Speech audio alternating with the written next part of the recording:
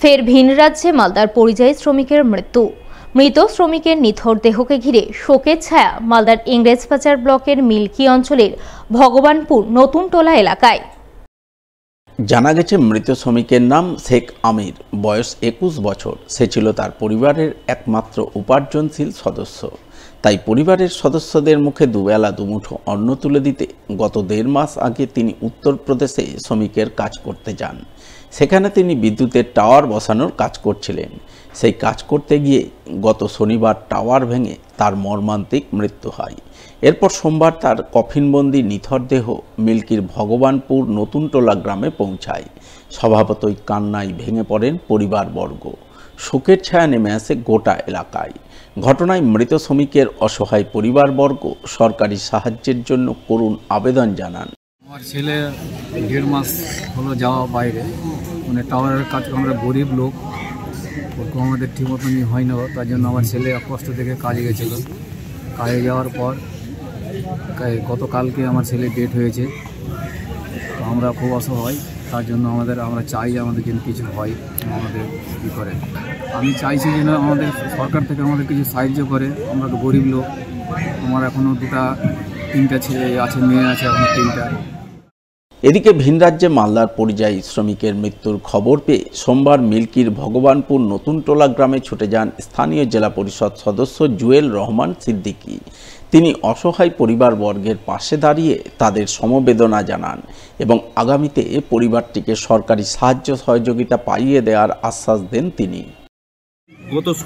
গত শনিবার আমরা ঘটনাটা শুনি যে টাওয়ার পড়ে গিয়ে আবার অ্যাক্সিডেন্ট হয়ে 5-6 জন আহত হয়েছে। আমরা তৎক্ষণিক সাথে আমরা পরিবারের সাথে আমরা জনপ্রতিনিধিরা এবং পাড়ার যারা আছে সবাইকে নিয়ে আমরা ওনার বাড়ি যাই এবং তারপরের দিন সকালে আমরা শুনি কি শেখ আমির মারা গেছে। তৎক্ষণিক আবার আমরা ছুটে আসি পরিবারের কাছে আমরা সংবেদনা জানাই এবং পাশে থাকার আশ্বাস দিই যে আগামী দিন যেরকম যা সুখ সুবিধা হয় আমরা পাশে থাকবো। ফের মালদার মানিকচকে বন্য শূকরের হামলায় জখম 7ম শ্রেণীর স্কুল ছাত্র। ঘটনাকে ঘিরে ব্যাপক আতঙ্ক মানিকচকের এনায়েতপুর অঞ্চলের মোহনা এলাকায়। জানা গেছে জখম ছাত্রের নাম শেখ ইয়াসিন, বয়স 14 বছর। পরিবার সূত্রে খবর, সে বন্ধুদের সঙ্গে বাড়ির পেছনে আমবাগানে ফুটবল খেলছিল।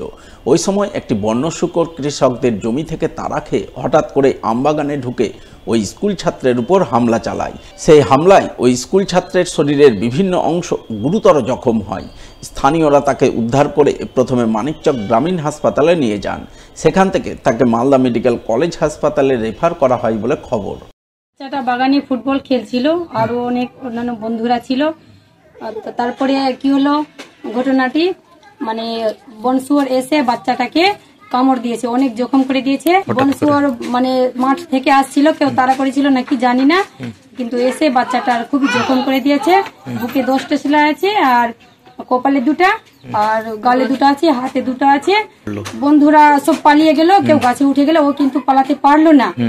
তারপরে শুয়োরটা এসে অনেক ওকে জখম করলো, লাঠি নিয়ে মেরেছিল, তবুও মারতে পারলো না, অনেক জখম করে দিল। তারপরে সবাই আবার মানে চিৎকার করছিল, এসে তারপরে শুয়োরটাকে মেরে মানে তাড়ালো। তারপরে সবাই দেখে বাড়ি নিয়ে আসলো। এখান থেকে মানিকচক নিয়ে গেল, মানিকচকে ডাক্তাররা রেফার করে দিল, তো মালদা নিয়ে গেল। তারপরে দেখলো বাচ্চাটাকে, তারপর বাচ্চাটাকে দেখে সেলাই করলো, ওষুধ দিল। খুব অসুস্থ আছে বাচ্চাটা, সঠিক ভালো নাই, খুবই অসুস্থ আছে।